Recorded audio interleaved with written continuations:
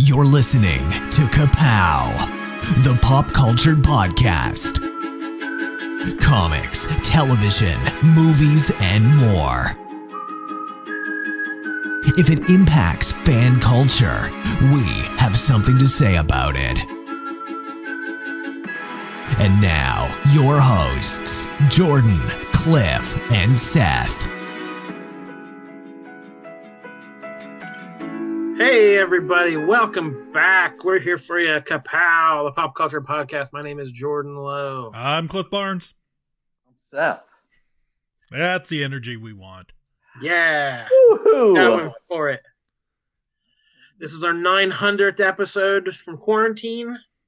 We hope you have been sticking with us through any audio hiccups or odd presentation from us. If you're a patron, you can watch it on video. You can see how awkward we are screaming into our laptop monitors from home. That's right. That's right. Plus a secret Facebook page. Did we welcome our most recent patron? Not yet. We didn't. Thank you. Ms. Valerie Lowe is now a patron. I thought you were going to call her Mrs. Coach Mayor. Lady Mayor. Odin doesn't like a lady Coach Mayor. She's on like the city council of Lower Salem, so she's almost to mayor status. Close enough. Same prestige. Right. I do want some feedback because we're all dying to know. Like, we know she's the patron. We gave her access to the private Facebook page, and we left Jared just out there because he didn't want to spend that $1. Yeah, I would like to know. I'd like an oral history of this, how this all went down. Like, I would like them each interviewed separately, Mm-hmm. where somebody goes back and forth in the conversation. We get each side of each detail of the conversation. That would be riveting. Yeah. Good stuff. I don't know. You know, people share their Netflix passwords and stuff like that. So I hope you're not sharing your patron access. Mm-hmm. That's cause for dismissal. We'll still take the $1, but we're going to kick you out. Yeah. Oh yeah, you get. There's a dismissal fee. So yeah, Valerie, MVP from our most recent top toy countdown. We got our top 10. Single-handedly got one of her favorites into the top 10. Yeah. From all her great suggestions. It's impressive. Recent student of the month, Washington State Community College graduate. So an academic scholar, a pop culture scholar, and now a patron. What more could you want? That's right. Well, she All could have mentioned downhill us from in here. she could have mentioned us in the article that was published in the Merida Times, but I read that's the okay. whole thing. I read the whole thing twice, and it wasn't in there either time. Mm-hmm. But if you want to be as cool as Valerie and get mentioned an awkward amount on our podcast by first name, you can patronize us. $1 is the only level we have. You get access to the secret Facebook page where you can vote in polls for things like one job, and you can tell us what kind of anecdotes you want to hear. We release behind the scenes audio. We do a few special recordings just for the patrons. So if you want to join that exclusive club, we would love to have you. I felt like they've really made out with these video shows because they are the only ones that are seeing this stuff. You get to watch your light flip on and off. Exactly. Not everybody gets that. Yeah, we You hope see me laugh at it and all this stuff while Jordan's trying to talk. We really hope one of our patrons is a trained electrician who can diagnose the problem going on in Cliff's garage. I just want to. What I want to know is, Cliff, is your back to the door? No. I always wanted to open so bad. The door is over here. Oh, it's right next to me, but it's right over here. Man, that would be great. Out there? That'd be great. I got my coat on. It's a little chilly. My nose is cold. Someone like drove in there right now. Be like that scene in Dave. Yeah. I've got my table set up here. You got your milk table out there? Sweet. Guys, I had to cancel Gen Con. That's not the kind of anecdote I want to hear. Oh, I know. I've been like just pretending it wasn't happening. That I wasn't gonna have to cancel it, but that was a June event. No, it was in August. August. Oh wow!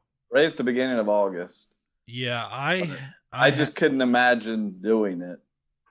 Well, looking at the pictures of the herds of people, and I was like, I don't think I can do that. Oh, has it not been canceled completely? No. Oh. No, actually, I was waiting. Usually, in like another week or two, they would release the schedule for you to sign up for events.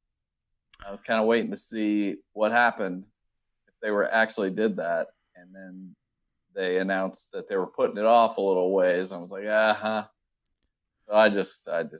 I thought the way I read it was they had canceled the event, and then refunded your tickets, but you just you canceled your trip. It's probably still going to happen. You only had until a certain date to get your money back. So okay, I can't imagine it happening though. It's so funny though. I went to cancel it. I was like, I want a refund, and I knew there would be a fee or something for them having to if you cancel tickets or whatever. But that's fine. But I had the guy gave me some options on the email. I could cancel or I could hang in there. But if I hung in there and it got canceled, I didn't get my. So what's the money back. He was very clear. Tell me on this option, please. Yeah. He's like, or you could roll it over into next year. It's like, how about I just get my money back and decide next year? I was like, what are you maniacs talking about? Just don't even. They shouldn't have bothered even running back with that dumb answer. Anyway, I've been waiting to hear on the Mothman Festival, which is in September, and finally got an email from them saying we are in discussions. We're talking to local and state officials about how to pull this off and to bring 10,000 people into a 2-block radius. And it said, if we have to cancel, so that it's apparently that's an option, that they would do the same thing. They would either happily refund our money or you could roll it over and keep your table spot for next year. But they said, and so if in case of any fee increases, you will already have paid. It's like, oh, you're threatening to raise the prices next year. But no concrete plan yet for Mothman. Well, Alicia and I, this is an ongoing debate in our house right now. Like neither of us, and you can't leave. Yeah, neither of us will pull the trigger here. I'm going to the garage. We pull the trigger. We have a trip planned to Walt Disney World at the end of June, the last week of June, for our 20th wedding anniversary. Whoa. Yeah. Well, it would be nice for you guys to get away and spend some time together. Yeah. But no work. Yeah, right. Yeah. Take a little vacation. But yeah, neither of us all week we've been taught, like, what are we going to do? Are we going to cancel this? Are we going to move it? Are they even going to be open? And just yesterday, I think Disney canceled everything through June 1st, all the reservations. But they're opening up Disney Springs partially, and they are opening up Shanghai Disney. Yeah, I heard that. Yeah, at some capacity, but we're just like, what? We want to go so bad, but it's not looking good. So, we'll see. Once on a brighter note, much like your light right now, I bought some art. Oh, did you pull the trigger on that? I did. Wow. I left you guys hanging. I didn't. Yeah. Had you ever heard of that guy, or is there like a bazillion image artists? What was the name again? Kickley. You don't. I don't know whether this is even a real name. That's his at Kickley or something. Kickliy, and I think he's a French artist, but he's very. He obviously, I mean, he can speak both languages, but he obviously is very Americanized. I think English is probably his first language, but he is most of his art centers around what we talk about, like 80s cartoons, and that kind of stuff. He does a lot of G.I. Joe and Transformers and things like that. And I don't know, I just stumbled on it. In fact, I think it's because I follow a G.I. Joe Twitter account. And they retweeted some of his art. And I just thought something about it, just some certain artists just click with you. And I was like, wow, I really like this art, And I've only been following him a few days, and he posted a picture of Dungeons and Dragons cartoon they painted. I was like, oh my gosh, I love this, And I had to see about buying it. And he is French, the artist. I honestly don't know much about him. He does a couple things for Image. He did a French series, something about a mouse, and it has something to do with Monet. So that was very French set. But he does a series or something for Image called Perdy, P-E-R-D-Y, which is about like this Calamity Jane type character, Western woman, rough woman, or whatever. Anyway. All I really know is these little art pieces. Well, if you remember that car commercial that came out, yeah, it's not. I mean, but I mean, like, wasn't that like? Didn't it originate in like Belgium or somewhere? I have no idea. Okay, I think you're right. I know it was foreign. Yeah, it was you're foreign. Right. You're right. It was foreign. Yeah, it was a live action version of Dungeons. That was close to a finale we got for that series. Right. Anyway, I just really fell in love with the picture as far as just as a little I mean, it's not like a super finished piece, I mean, it's kind of a I don't know how you pronounce that. It's a gouache or gouache paint, and it's I just loved it. It's very cartoony. But yeah, it's definitely got a lot of stylized. It's not like photorealistic. There's some right. It's cartoony. So it just hit me, and I was like, anyway, he and I DM'd a little about it, and slid into his DM. Yeah, I slid in there. He's very he really talks to his fans. I mean, anybody that comments on his stuff, he answers, and a lot of people comment. Very popular in our age group, I would say. Yeah. So he's got a bunch of G.I. Joe stuff too. Yeah. So I could see me getting something like that later if he has something that's just right. I'm sure you can commission things also, but I wasn't planning on buying anything. Could we commission the three of us in like our heads on G.I. Joe costume body? Charging across the field with microphones instead of guns. I would assume that everything has a price. Whatever hero we want. Right. Yeah. So gung ho. I'll ponder that. But anyway, it's on its way. I'm excited about it. It was. That's cool. I think I was like, I need to fill up some walls in here. I was like, whatever it costs, I will love looking at that every day. I know that. So yeah, I like the samples you showed us. It was really cool. Yeah, so I'm excited to get it and get it framed, and I'll post it and I'll let everybody take a look at it. Cool. So, well, I know. Well, otherwise, we've been spending a lot of time on some TV. So, what's been happening on the streams? There's something very important I forgot to tell you. What? Don't cross the streams. Islands in the stream, that is what we are. Cross the streams. Oh my gosh. We've been watching a lot of Disney Plus last week or so. Well, it was Star Wars Day, so they dropped a whole bunch of stuff. Yeah, they really did. May the 4th, of course. The Rise of Skywalker finally debuted on Disney Plus. And then Seth, it's been weeks and weeks. Have you watched season 7 of the Clone Wars yet? No, we're not allowed to talk about it yet.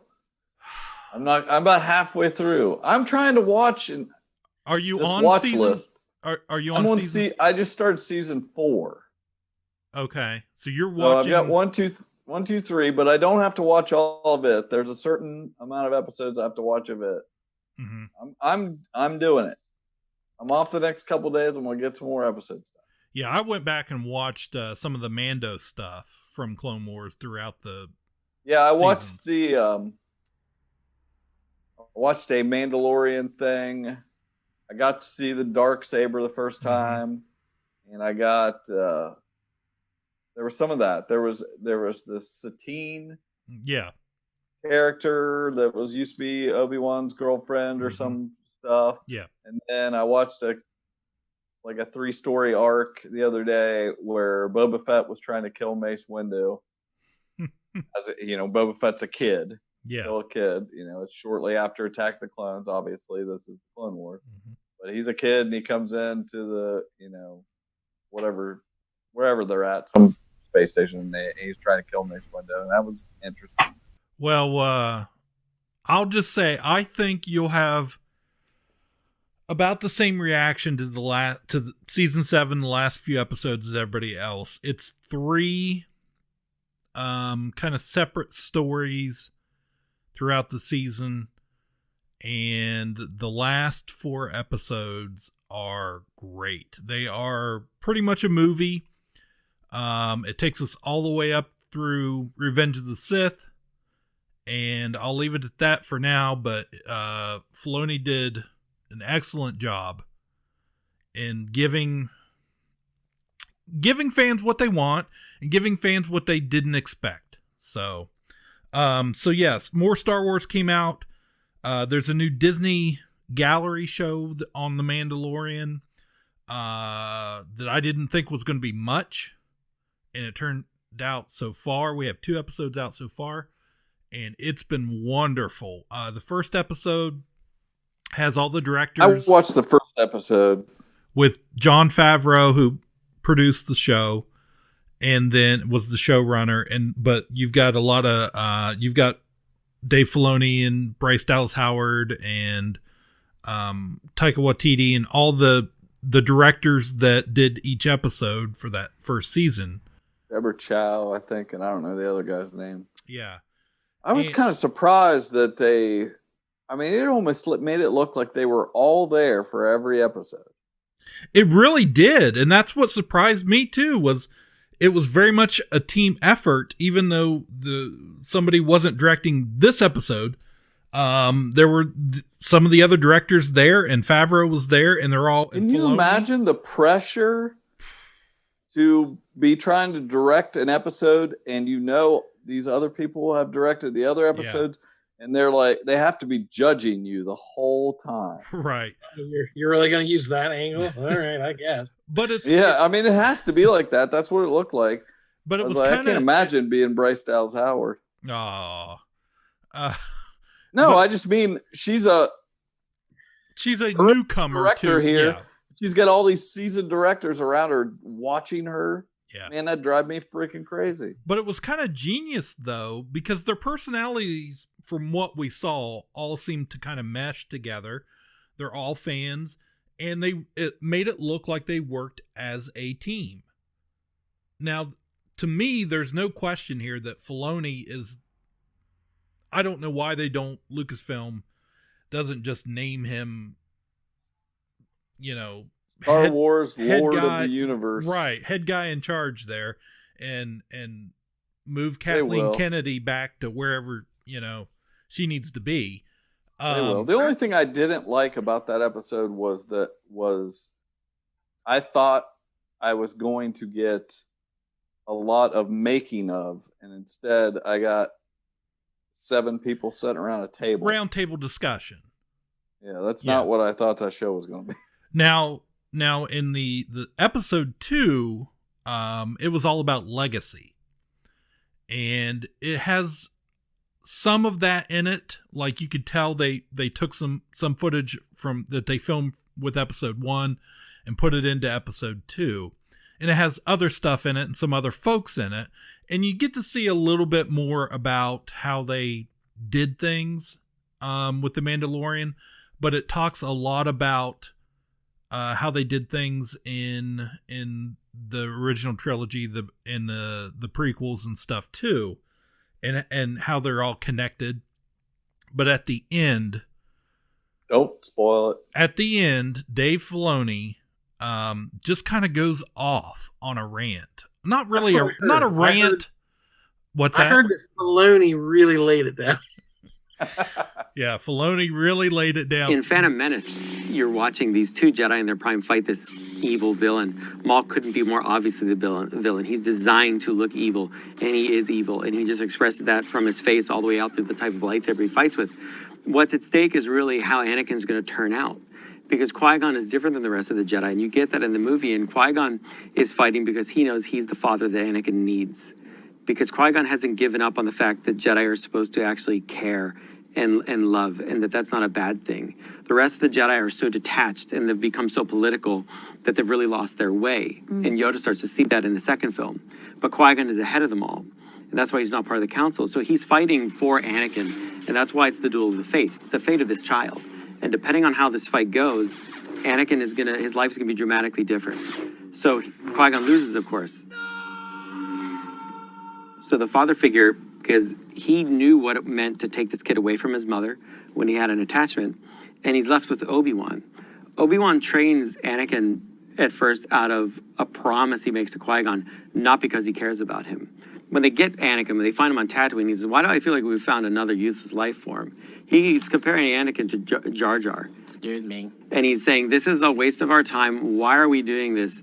Why do you see importance in these creatures like Jar Jar Binks and this 10-year-old boy? This is useless. So he's a brother to Anakin eventually, but he's not a father figure.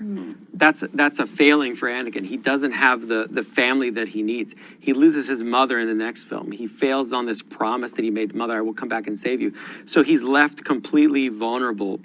And Star Wars ultimately is about family.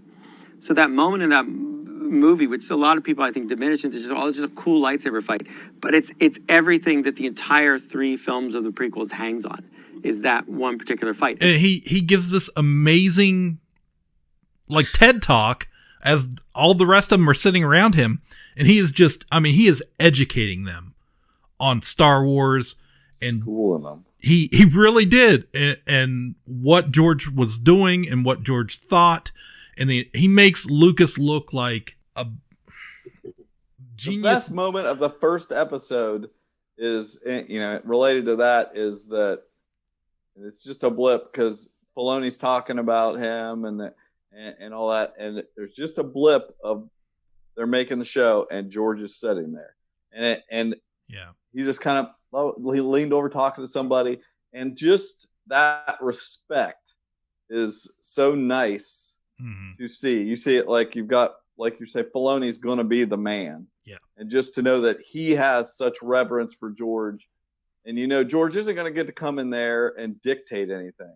But he sure as should get to sit there. Yeah, absolutely. But at the end of this episode, Filoni, I mean, I watched it. And I'm just sitting there like in awe of Dave Filoni.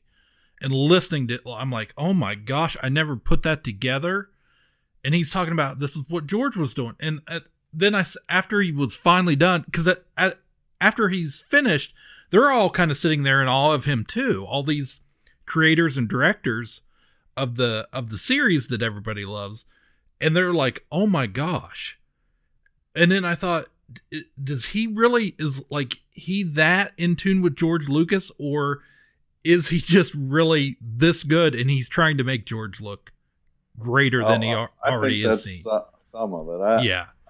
I think that I think he has a lot of ideas and interpretations, and he does transfer give a lot of credit to George, maybe that George didn't even think that deep about some things, but that's fine. But yeah, gosh. Yeah, he probably deserves whatever power they could give him for having the best track record since George for this stuff. Like the way The Mandalorian has just been universally loved, the way the cartoons were beloved by fans. Like there hasn't been a lot of no one's batting 1,000 at Star Wars with any of the movies or anything for a long time. Yeah, he and Favreau are a great pair. Yeah. There's definitely I'm interested to see the future with them. Yeah, I want to check that episode out this weekend.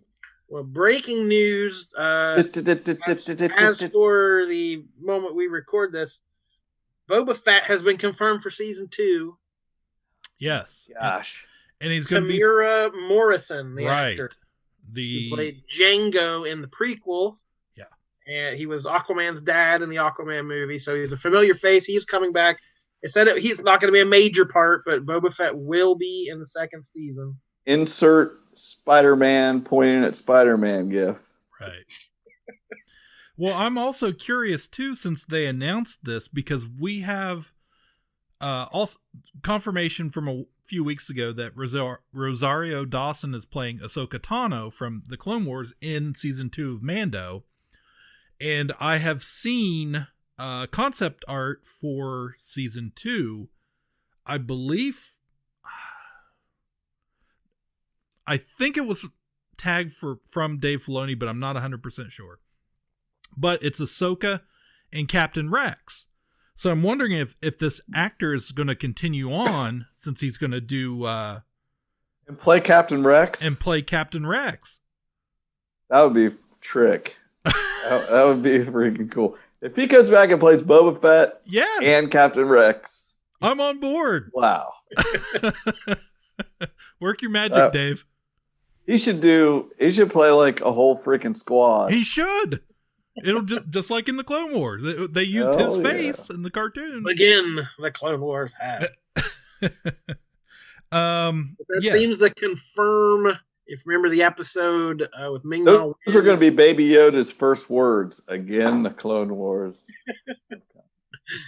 But the episode, Ming-Na Wen was the bounty hunter that they were hunting, and a shadowy figure shows up at the end, and it sounded like he had spurs on his boots. And everyone said, is that possibly Boba Fett? And it sounds like it was. It was on Tatooine. Mm-hmm. So we're going to get the first appearance post-Jedi of, how'd he get out of that Sarlacc pit? We're gonna find out, I guess.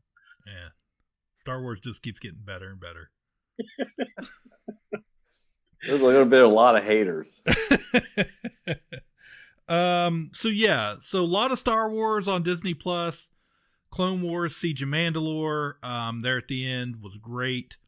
Watch The Rise of Skywalker if you're able to watch that, and then start getting excited about The Mandalorian season 2, because it sounds coming like it's in going to be October. great. And I saw Rich Rodriguez is going to direct some of the episodes on season 2.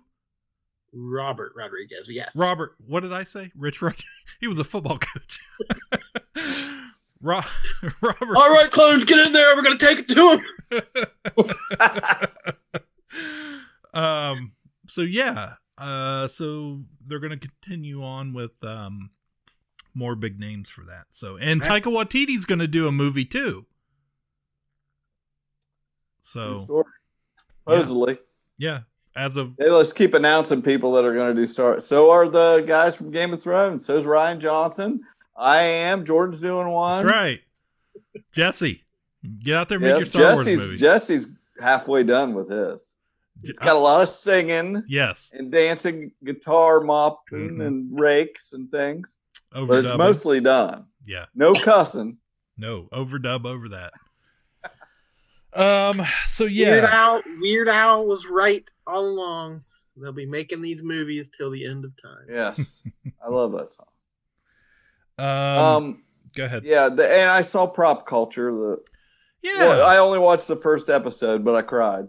Yeah, Mary Poppins. That was the best episode. Mary Poppins. I was caught off guard. I cried before they did.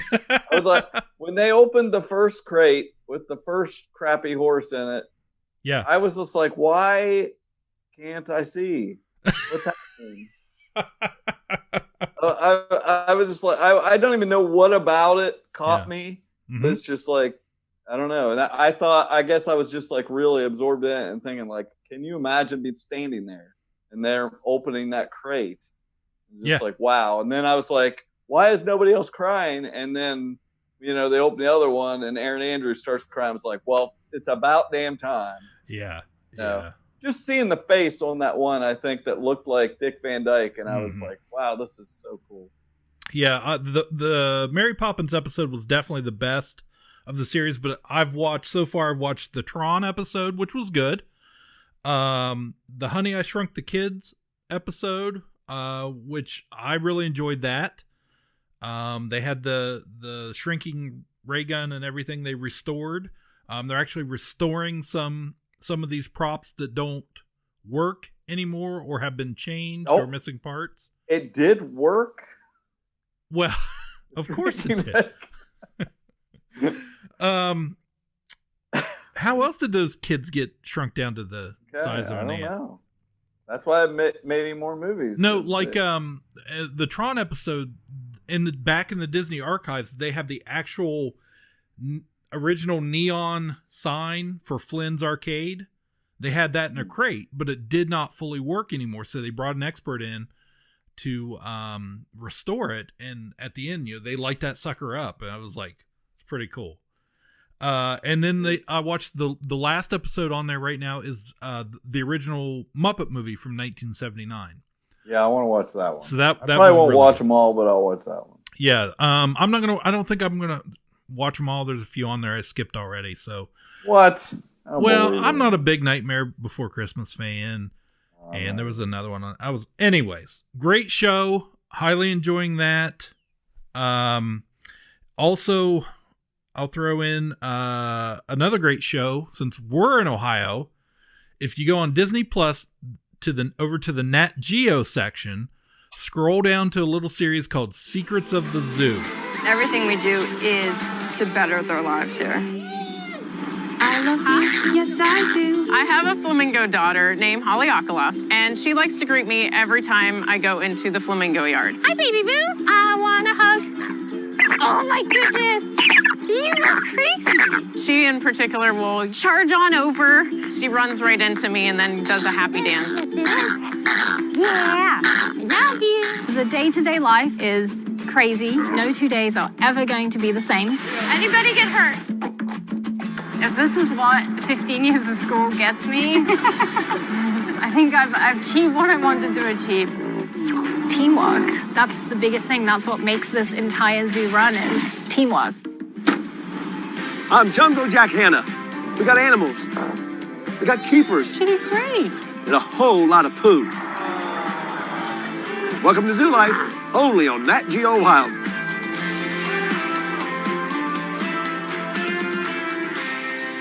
Secrets of the Zoo is all about the Columbus Zoo in Columbus, Ohio, and the Wilds, which is over in Zanesville, Ohio. So that's pretty local for us. But a lot of episodes on that. My kids are actually watching it. That near the Zanesville Animal Sanctuary? I don't know how close it was to the Zanesville Animal Sanctuary, but yeah. Is that where Joe Exotic was? Yeah. That's where Seth Exotic was in one Halloween. Yeah. But yeah, that's a really good show on Disney Plus, and I think that's all I have for them. If we're talking Disney Plus, I want to throw in, and there are no rules anymore because society's broken down. Yeah. Our review of Onward. I had a couple things I forgot to mention. Mm-hmm. Okay. Pixar film. It was. Good call. Can't believe we forgot that.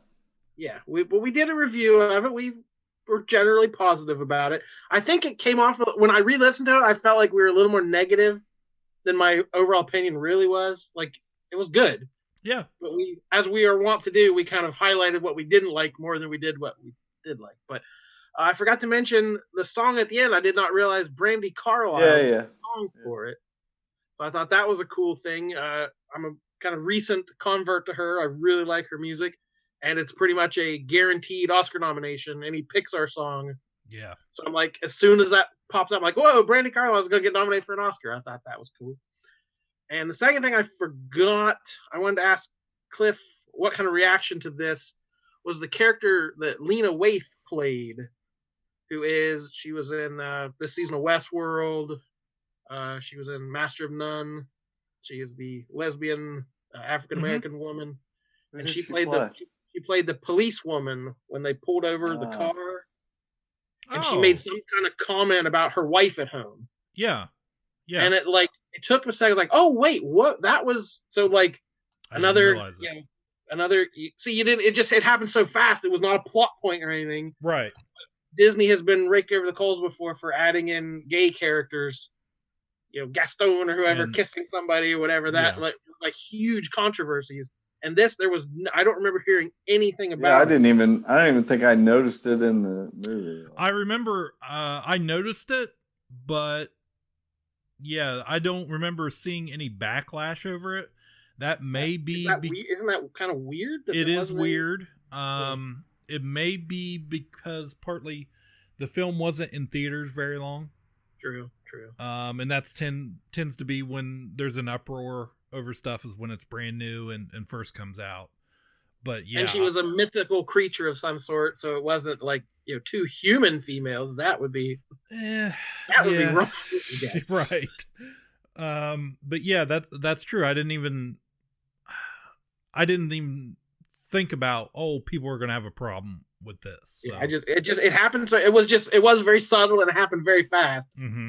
So I wondered, I thought, I'm sure had to be some outrage there, but I just hadn't heard any mention of it. So I was curious. Yeah. I think we Disney'd it. Okay. Well, I want to welcome everyone, Community. The sitcom is now streaming on Netflix, so I just wanted to welcome all the new fans to Community.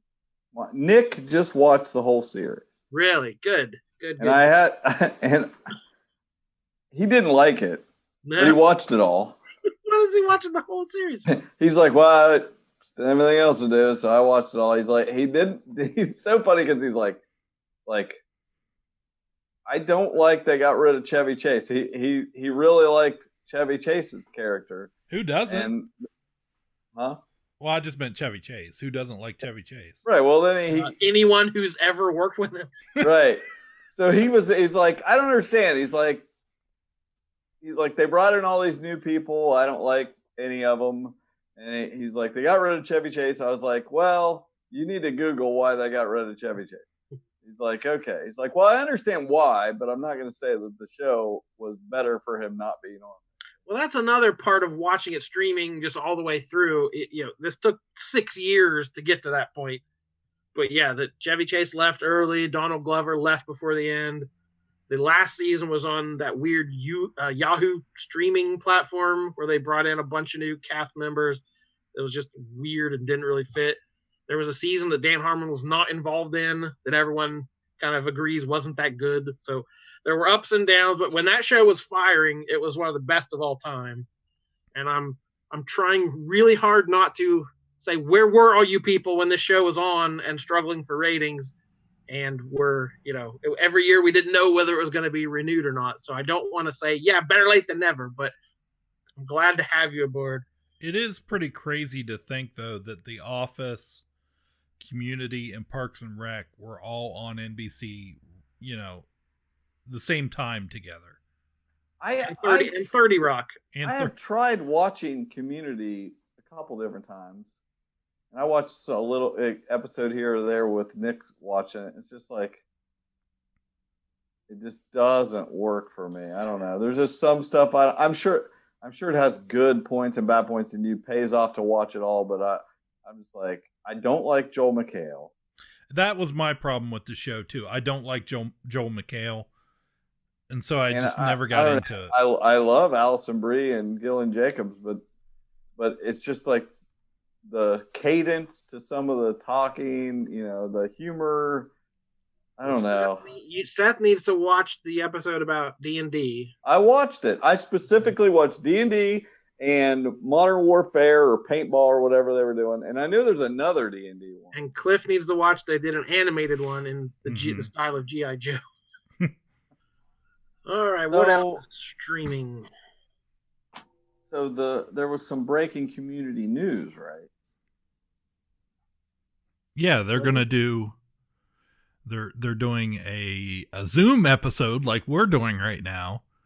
Really? With everybody except except Chevy Chase. Well, that sounds about right. But even Donald Glover is going to be there. Sweet. Did you guys see the Parks and Rec thing?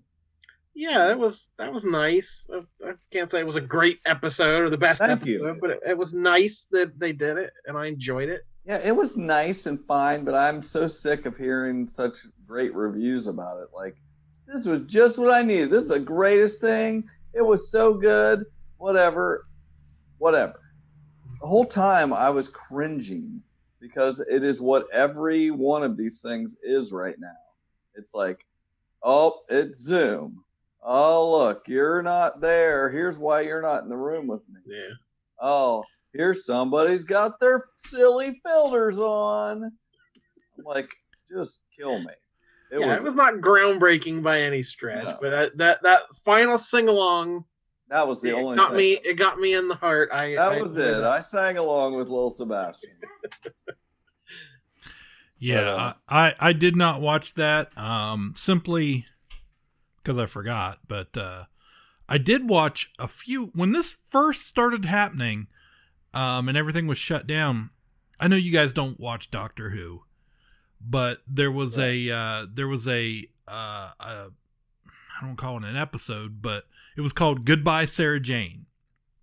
And Sarah Jane is kind of the most celebrated companion to Doctor Who. She started with the 4th Doctor.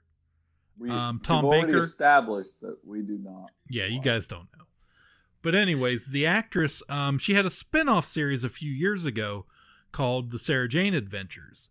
And she had, where she was the main character, she had K9 the robot dog from the series years ago.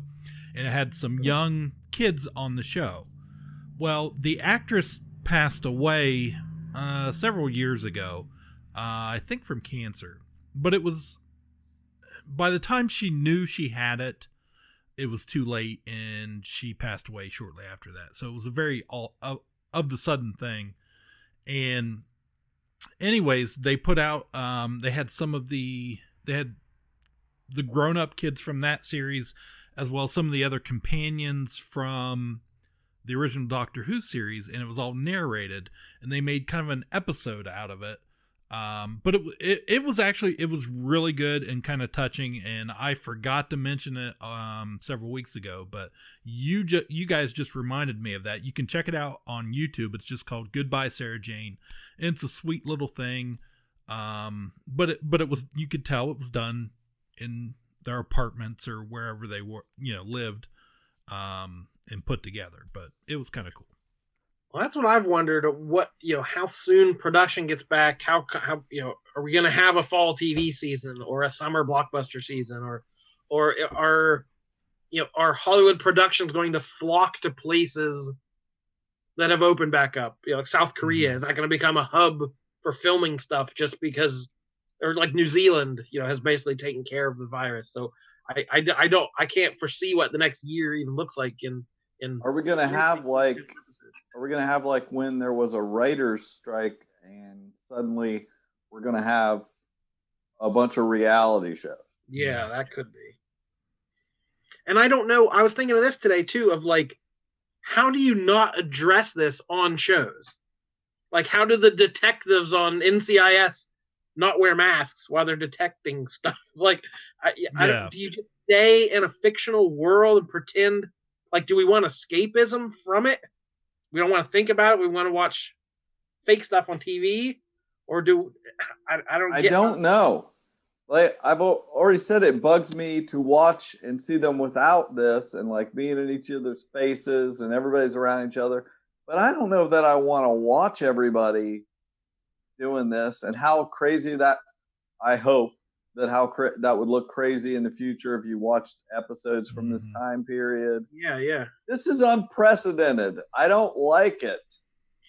Like, what does a rom-com look like? It's going to be one of 100 million rom-coms where, we've got masks on, we're trying to kiss. Oh boy, this is silly. We had on Zoom. We had a meet cute on Zoom, and then just kill me. I don't want to watch any of that shit. This is going to suck. But But you can't really do the big budget movies that require hundreds and hundreds of cast members and crew members. But like I said, reality TV, small budget, like that seems to be the only thing that you could start producing again. All I hope is they can figure out how to do some more Survivor. Well, they test them and they're good to go, and they put them on an island and don't worry about it. God forbid they do it in just go do it in somebody's backyard. That should be the new show. Though. That's the real. No, that's the real Survivor. They take them off the island. Yeah, just do it in Jeff Probst's backyard. I bet he's got a big ass backyard. We up the ante. Just go out there and do tribal council. Whatever. Oh. All right. Well, I got a little bit of streaming from the DC Universe app that I purchased legally. Sure. Ring comics on there. Sure. I haven't tried yet. I don't know. It's weird. You're afraid you'll get turned? And it's also someone else's account, so I'm afraid if I click on a book, it'll like start recommending them. So I'm trying to have as light of a footprint as I can on someone else's account. But Harley Quinn, I checked out the first season of that.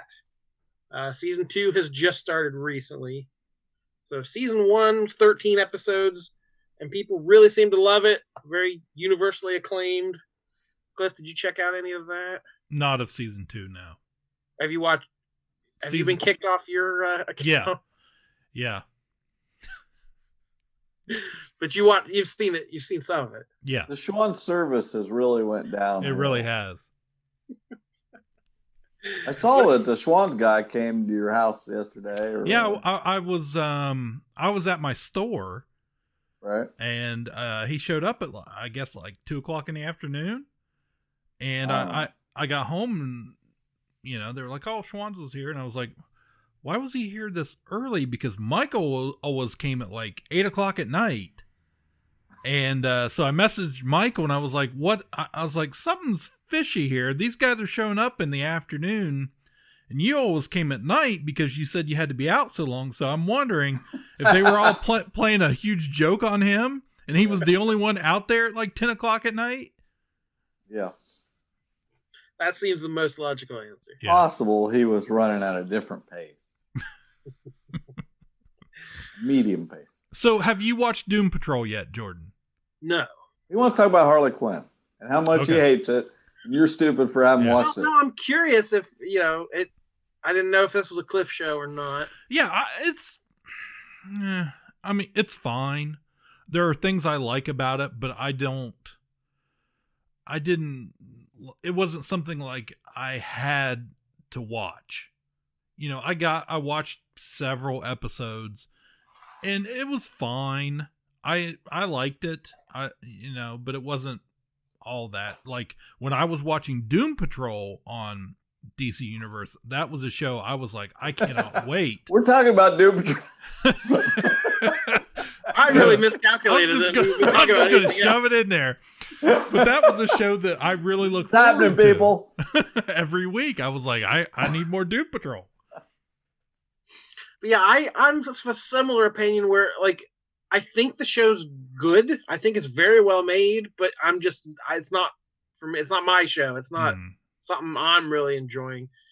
It's fairly funny. It's a very good cast. Kaylee Cuoco is Harley. It has Lake Bell as Poison Ivy. And a lot of great comedians. Alan Tudyk, Ron Funches, J.B. Smoove. Jason Alexander is on it from Seinfeld. Who's he?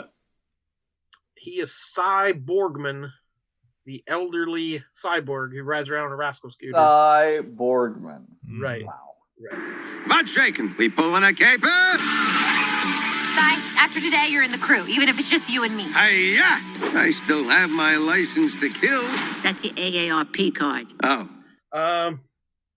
And there's good stuff about it. Like it doesn't take itself seriously. It kind of makes fun of superheroes and cliches and the conventions of comic book world. But it takes a lot of easy pot shots too of like, some of the jokes are right there obvious, or the way it allows us, the R rating, they just let that be the joke, like a funny curse word or I can't believe that character said that offensive thing. Yeah, there was a lot of that. That was the limit of the humor. We live in a society. Right. But it was really good. I like her as a protagonist, especially like the female friendship between her and Poison Ivy. It's really good. Like, there's not a lot of good, strong female friendships, especially in a superhero cartoon that you're gonna see. Yeah. So like them, like they have each other's back and they're rooting for each other, but they also will argue about stuff. Where Harley's a little more fly off the handle than Poison Ivy. Well, I think a lot of people are watching this in anticipation of when are these two characters going to get together, because that was one of our favorite things a few years ago. Well, I mean, currently too, but yeah. Speaking of Harley, I did finally rent Birds of Prey in the what was it, the Emancipation of One Harley Quinn, is that correct? Something like that. It used to be. I don't know what it is now. Yeah, something like that. But we rented that Harley Quinn, Birds of Harley, the Emancipation of Harley. Yeah. Cool. That one. But it was, you guys had seen it in the theater and I didn't go, but it was a lot of fun. I really liked Margot Robbie in that movie, and yeah, it was good. As one of the 4 movies released this year, it's still in my top. It's pretty high. It's gonna it's getting nominated for Best Picture. And I also got through the only season of Swamp Thing. Yeah. 10 episodes. I hear that's the best season. It's pretty strong as seasons go. There's not a ton of big name actors in it. Abby Arcane is kind of the star. Crystal Reed, I'd never seen her in anything before. Virginia Madsen, Will Patton, Jennifer Beals, Ian Ziering is Blue Devil. That's interesting. Macon Blair was in it as Phantom Stranger, which I did not expect. That was a little weird. And a cameo from Adrienne Barbeau, star of the original Swamp Thing movie from Wes Craven. She was in an episode. I liked it well enough. I'm a big Swamp Thing fan. It was fairly accurate to the comics and the origin and all that stuff, but just there wasn't enough Swamp Thing in it for me. In a show called Swamp Thing, I want to follow Swamp Thing, and he has a big supporting cast. But it's almost, if this is going to run for 10 seasons, you want that. But if it's just 10 episodes, there's too much. There's too much fat that needed to be trimmed. Well, this was the only one that got canceled. Yeah, and before it aired, right? Yeah. Well, one episode did. One episode aired. In, they said, we're not getting any more. But they're going to ride Titans out, though. So, yeah, the first episode, we get Alec Holland. He doesn't turn into Swamp Thing till the very end. And there's an episode toward the end where there's this hallucinogen that makes Abby see him as Alec again. So Swamp Thing's not really in that episode either. So out of 10 episodes called Swamp Thing's only in 8 of them. And he only shows up for part of each episode. So it's all about, there's something mysterious in the swamp. And it's like, I was like, just get to it. But yeah, for less than 10 hours of show, we had, Abby Arcane and Matt Cable, who would be, if you know anything about Swamp Thing, those would be the supporting characters you'd expect. And they have a lot of the Alan Moore stuff, like the Sunderland group, and Avery Sunderland is a villain, and this mysterious conclave of people trying to capture him and study him. They introduced the concept of the green and the mystical side of things. And if you know the comics, I won't spoil the show if you know the comic, but the anatomy lesson issue from Alan Moore that reveals his true nature, they get clear to that before it's over. They introduced the Jason Woodrue is in it, Blue Devil, Madame Xanadu, Phantom Stranger. Like, there's just a whole lot going on. And it was just too, again, I said, if it was going to go for years and years, it's cool to throw all that stuff in there and see what happens. And, this guy's having an affair with this person, and this person's got mommy issues with this, and, there's a secret. But it's like, knowing we had such limited time, all that stuff, I was bored with it and just wanted it to be done with. But I did like The Phantom Stranger. It was weird. Macon Blair, the director of some good movies here, Blue Ruin and Green Room, and I Don't Feel at Home in This World Anymore. He just showed up. He had like a big beard and a Carhartt coat, and he was drinking a beer. I'm like, who is he supposed to be? And I realized he's Phantom Stranger. I thought that's weird, but by the end of it, they had him in the coat and the hat with the gloves on, so he looked pretty good as just a chubby, short chubby guy. Not the standard superhero fare, but they had him sort of playing the role that John Constantine should have played, as like the guide kind of explaining what's going on. So I'm sure they couldn't use Constantine, so they needed some other mystical figure to do it, and they added him. But I don't know. I enjoyed what there was of it, but it was a little much. I don't know that it was somewhere in between, like the CW show. It was better than one of the CW shows, but it wasn't quite to that prestige that I was hoping for. And the very end, there was a list of thank you credits for all the comic creators and writers and artists, and Alan Moore was not thanked on there, even though 80% of the show was based on what Alan Moore created. So I don't know if that's just the policy, just don't bring his name into anything. So yeah, as officially, they're not going to call it Alan Moore Swamp Thing or anything, but just as a thanks, you think they would add his name to it. That was weird. So that was a weird oversight to end things on, but oh well. I have never read Swamp Thing. I think I had an issue when I was a kid, and it was like, I mean, if there was one thing you wanted to bore me with in a stack of comics, it was a DC comic. Number one. But number two, it was a Swamp Thing comic. Like, oh my gosh, even more boring. Yes, they're of their time. They're very poetic and like very wordy. And I'm sure I was just too young. I'm sure they would be appreciated as you age. Did you watch the movies? No. No? That's what I remember. I remember watching those movies a lot. I think they ran on HBO a lot when I was a kid. You guys got anything on Netflix? No, I watched something on Prime. Okay. Oh yeah, I did watch something on Netflix. I watched that Seinfeld. Yeah, that news special. Yeah, have you watched it? Mm-mm. Yeah, don't bother. Okay. I saw he was saying riding in cars with whatever Jerry Seinfeld is probably done. Yeah, I heard that. Yeah. I like that show. Yeah, I like that show. Talking to comedians, that's always interesting. Yeah. Hearing how comedians think and create. And interact with each other. Their inner circle banter, that's all good. But his comedy special is 23 Hours to Kill, and it's just feels very dated. It's very, he's more animated than he used to be. He used to just, we all know how he did. You see it at the beginning of every Seinfeld episode, but he just kind of stands there and, looks exactly like this and just, makes very sarcastic remarks, kind of like this. And, then he, but this thing, he's like trying to be animated and do this stuff because he's trying to, I'm sure it has a lot to do with entertaining a 3,000 person crowd or whatever there was in there, wherever he was. I'm not sure where it was, Radio City Music Hall or where the hell it was recorded, but anyway, it was just felt very dated. Trying to do modern material, like, talking about.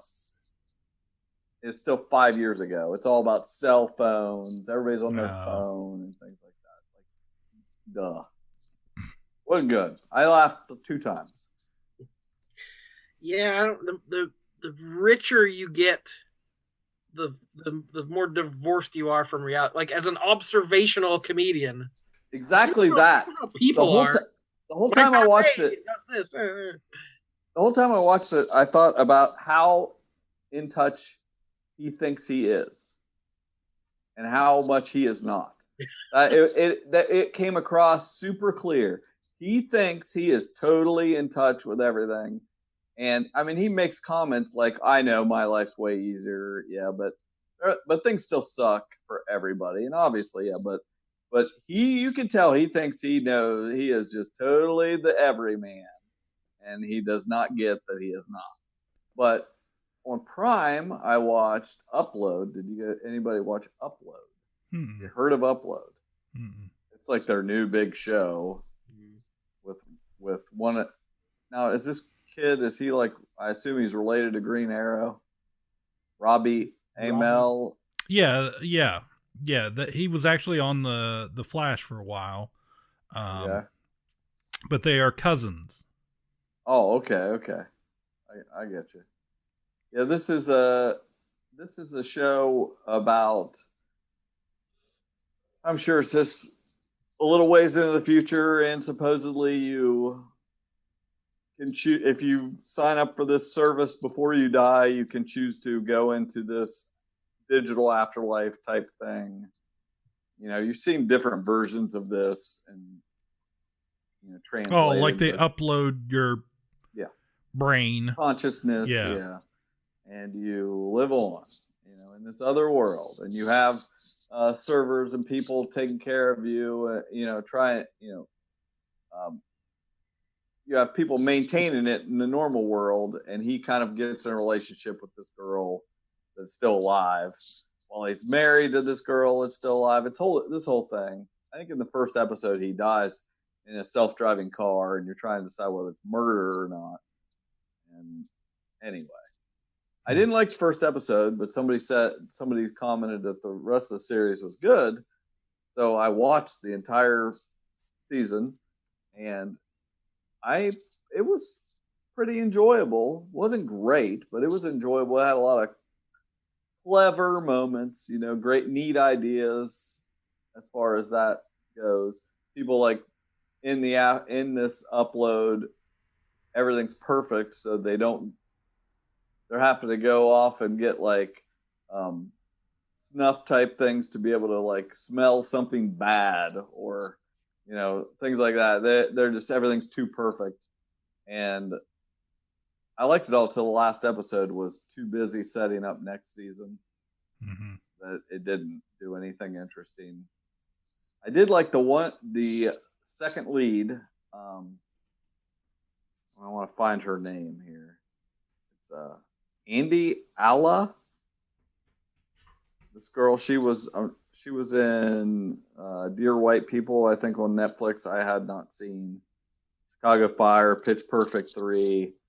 I didn't recognize her from any of those things, but she was very good in it, and he was fine in it. It is totally fine. Totally so fine. You can live without it. We watched a movie on Netflix called Dumplin'. Do you guys know about that? The one with the girl from is that got the girl from that rap movie I like? Patty Cakes? Yeah.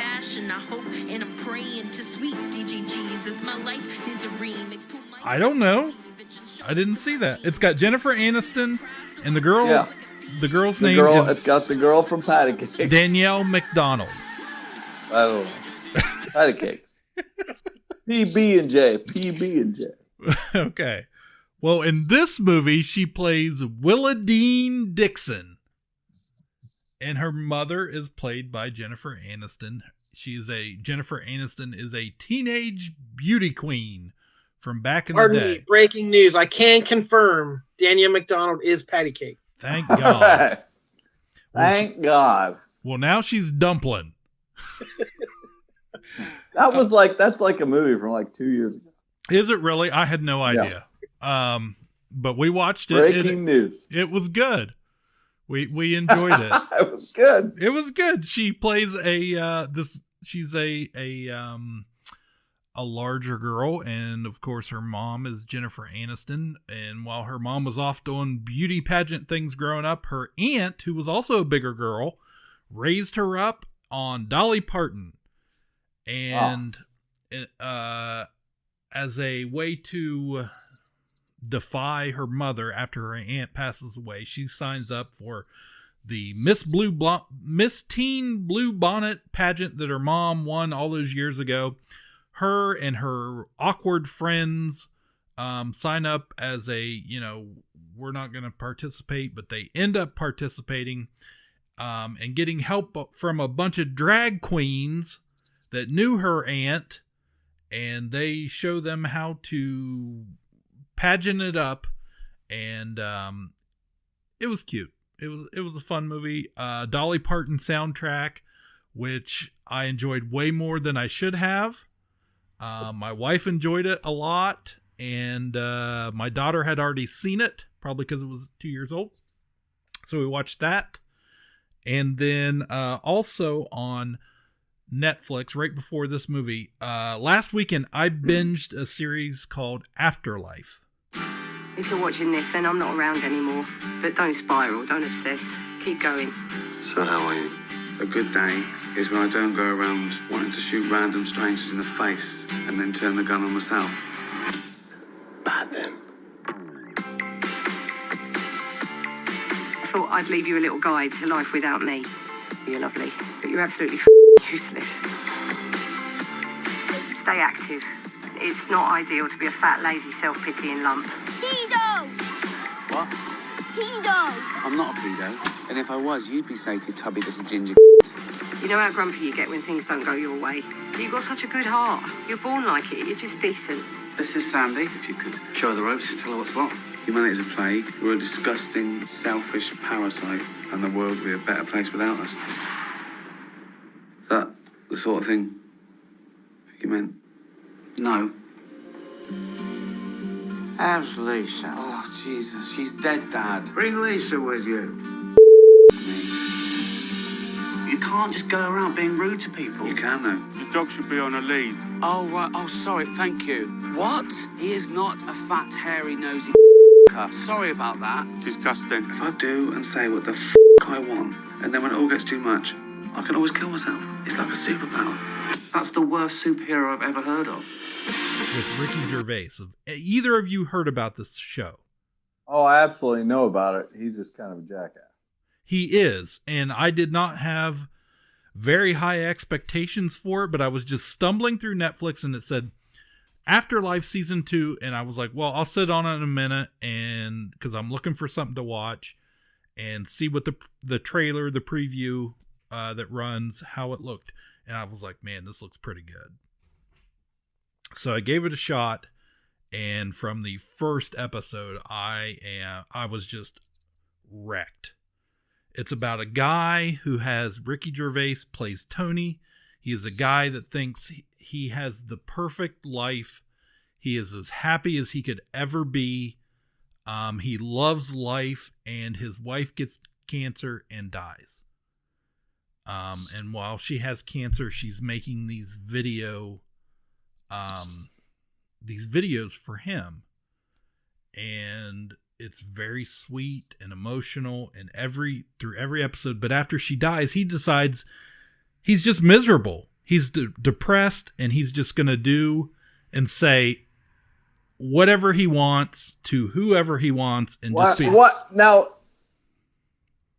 That is so Ricky Gervais. Uh-huh. That's why he's a jackass. Yeah. Like, I'm going to make a show so I can have an excuse to say whatever the heck I want to say because I'm Ricky Gervais. Right. And I'm not. This one, he's not quite playing himself. That it is pretty heartfelt. He's more of a low key guy, and he's not that outspoken. No, he's not running around. He's not running around doing it just to do it. Yeah. Everything's a reaction to the people around him in his life. And he just doesn't give a crap anymore. And he immediately contemplates suicide over and over. And he's talking about killing himself over and over and over again. And I mean, it's just utterly depressing. And he's, it's hard for the people in his life to deal with that.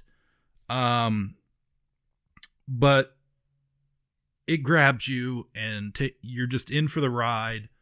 Every episode is has a formula. It's written I know he wrote it, but it's written very well. And the fact that it's got some good British dry humor in there, and the way he talks. Oh, I'm not saying the guy's not talented. And No. I'm sure the show's good. He just irritates me in real life because he just thinks he considers himself above all of that. Yeah. And he makes fun of all these people that are at his level. And like even with listen to yourself. The You original are the same. The original Office that everybody loves. I'm not really a fan of it because I've seen him in things. I like his humor. I think he's funny.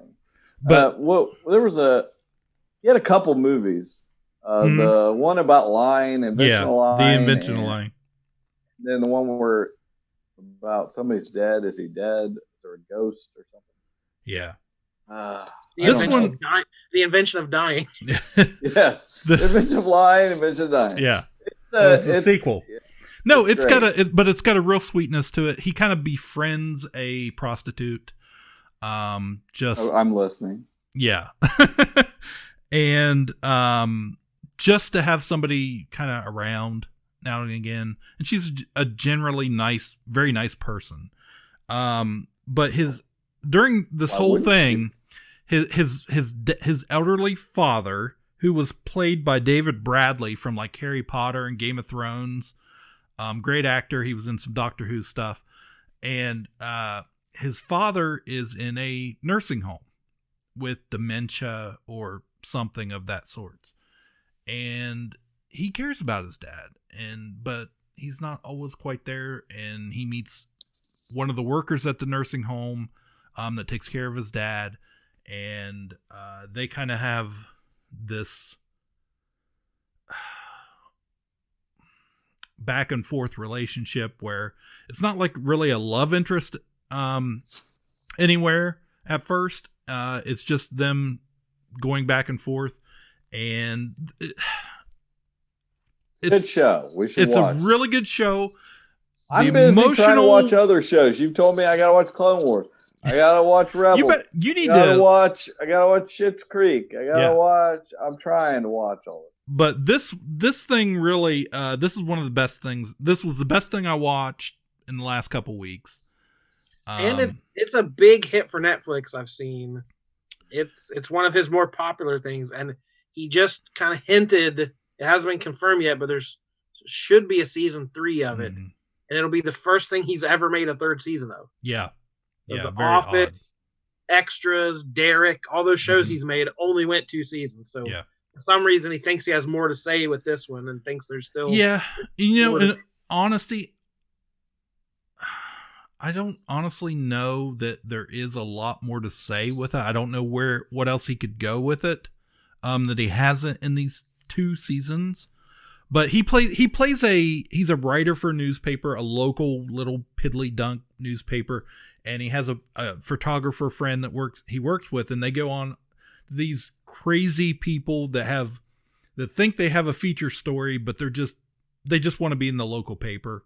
So it's always some outlandish made up thing, and of course him being who he is, he's just kind of, it's always, this is ridiculous. You really think this is worth a story, that type of thing.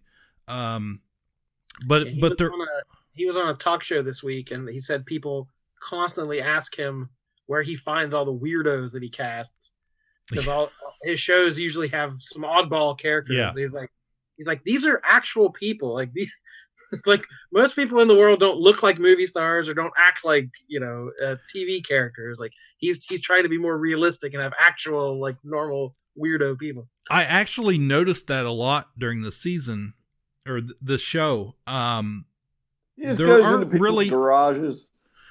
He's in there. There aren't really any good-looking people in the show, though. Like at one point, I was I watching. see a light flickering in there. But there's somebody interesting in there. But I was like, "Oh my gosh! Like, can't they find better-looking actors to to be in this?" But man, I tell you, it's just a great show. I was really surprised. It was just one of those things I ran into, and man, I really was glad that I took the time to watch it this week. So it's Afterlife, 2 seasons, Netflix, Ricky Gervais, It's got a bunch of names you won't know in it. Diane Morgan, Paul Kaye, Tom Way. I could go on and on, but yeah, Cool. I would encourage you to. I think both of you would highly enjoy it, even if you don't like Ricky Gervais like me. I was going to say, I think I mentioned Mrs. America before. Do either of you have Hulu? Yeah, you said Alicia was going to watch it or something. No, we watched the first 2 episodes, I do believe. Yeah, I think they've had it's on regular FX as well. Yeah, I don't think it is. Is it? I think it's one of those FX on Hulu. They've got some deal, and it's worked out where they've put their shows on Hulu. It's on every commercial break on FX. I assumed it was on FX. No, I think a lot of some of these shows are exclusively on Hulu. They've got this deal with that FX, and they get a ton more views on Hulu. Yeah, it has made FX shows from the past kind of pop up again in popularity for sure. Anyway, it's good. Got Kate Blanchett as that Phyllis Schlafly. If you guys, I did not know a lot about the history. I think I said this last time about the ERA, but it's a very good show, and it's an interesting perspective because a lot of things are from the other perspective of women's lib and things like that in these shows, and this is more the perspective of her, the more Republican side and the quashing of women's lib and trying to stop the Equal Rights Amendment. And as so many, because it was put up in the early 70s, I think 72, and then you had to have so many states ratify it over the next so many years. You had to have a certain percentage, I forget, like 30 some states were going to have to ratify it. And I don't know historically if you know this, but the Equal Rights Amendment never passed. No, I didn't. No. Yeah, there is no Equal Rights Amendment. So wait, I don't have to treat women equally? Right. I'm not legally obliged? Here I am like a sucker. Right. Out the garage. I got news for you. You wish. Anyway, that's pretty jarring historically to people. I think they assume that is a past thing, and it is not. So it's a very interesting show, and it's got a good cast. Do they touch on Alex P. Keaton going to jail to impress a feminist? Yeah. Well, there's just one scene where he jumps up on the counter with his hands in his pockets. One of the best episodes of Family Ties where he pretends to be a feminist because he wants to impress this girl and goes to a CRA rally and roots. Right. Oh, but it's got a great cast. It's got Kate Blanchett, Rose Byrne as Gloria Steinem, Elizabeth Banks, Melanie Linsky, Margot Martindale, John Slattery, Jean Triplehorn, Tracy Ullman, Sarah Paulson. Sorry, tons of great women. The guy from Westworld that played Cyclops in the X-Men movies. Oh, okay. What's his name? James Marsden. Marsden, yeah. James Marsden is in it. Yeah. Anyway, it's a good show. Yeah, they're all pretty good actors for women. Yeah, you don't have to tell them that. It's not. That's why they're on FX and not on the major networks like NBC. Are we trying to finish CBS. this up in this episode? Sure. Okay, the last thing I was going to say. Bad Education came out on HBO. It's a Hugh Jackman, Allison Janney movie, true story. Mm-hmm. One of those movies where he plays a school administrator of some superintendent, I think. And it's all about this big scam, money scam, and it's excellent. Yeah. One of the best movies of this thin year. But he's great in it. Allison Janney is great. If you have access to that, absolutely watch it. It has the girl from Miracle Workers. I can't think of her name in this amount of time, but she plays like the school journalist or whatever, and it has the kid from Hereditary and the lead from that. But just totally worth watching. Totally worth watching. And Alicia was watching. She watched Waco, And that was really good too. I watched a bunch of it. So everybody's flipping out about Waco. because it's funny, all these people that are watching that and crying and posting about it. It's like they never heard of it before. I know, that's the way she was. She was watching. I'm like, you don't remember this? Don't spoil the ending. I know what's going to happen. It wasn't as fun as you're making it out to be. All right, we have less than 1 minute of Zoom left to say goodbye to you from Ka-Pow. Thank you for all this. So watch Dave. If you haven't watched Dave, you got to watch Dave. Goodbye, Trevor. The Dave finale was great. It was great. He went to jail. Not really. We'll be back with more soon. My name's Jordan Lowe. Cliff Barnes. And my name's... You're fooling them. That's not Bye true. forever.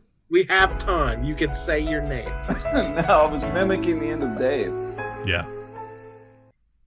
Bye forever.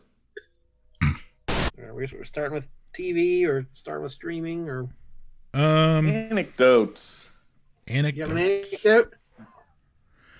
I mean, I got a little chit chat here. Hey, did you guys watch the Disney Gallery Mandalorian show? Came out last week. Yes. Did you watch There's Mandalorian news, so we should talk about Mandalorian. Yeah, did you watch episode 2 that came out, I think, today? Man, I love that show. I mean, Filoni, he laid it down in episode 2. He laid it down. He was like preaching the gospel of Lucas himself. Like save it for the podcast. Ka-Pow, the pop cultured podcast, is intended for entertainment and information purposes only. Sounds, music, and clips played during the podcast are property of copyright holders. All original content is property of www.udamwithkpp.com. If you enjoyed this podcast, please subscribe and leave a comment. Ka-Pow, the pop cultured podcast, is available on Apple Podcasts, Google Podcasts, Podbean, Spotify, and wherever podcasts can be found. You can connect with us through social media on Facebook, YouTube, at the Ka-Pow Podcast on Twitter, or email the show, Ka-Pow, the pop cultured podcast, @gmail.com.